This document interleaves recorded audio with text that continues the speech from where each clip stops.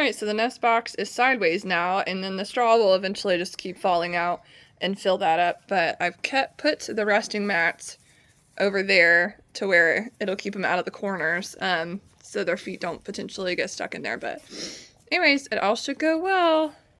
Alright, they are almost 3 weeks old tomorrow, so we're gonna see.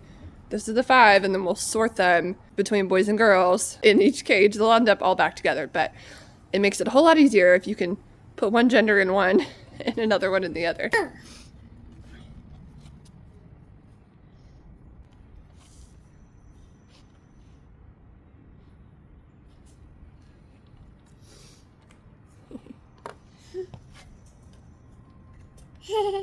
Yeah? So what I'm doing when I'm picking them up is all rabbits have a scruff. So it's just like a cat. You can use this to control them and flip them over. And I'm not pulling their ears. I'm just using it to help control their head so they don't flip around and potentially hurt themselves.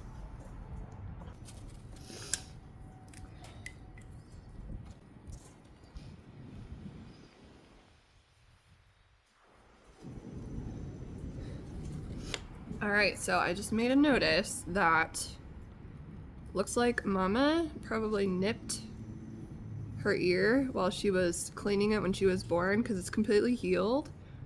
But this one doesn't have the round point that this one does. So that this is a long hair here.